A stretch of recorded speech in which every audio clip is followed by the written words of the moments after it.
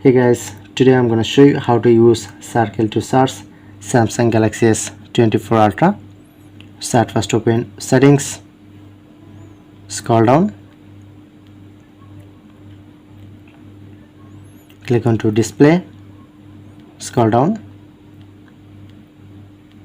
click on to navigation bar and make sure to turn on this. I'm already turned on. When you select button option, just long press, then you get this option, or when you select this, just long press. Okay, long press, select,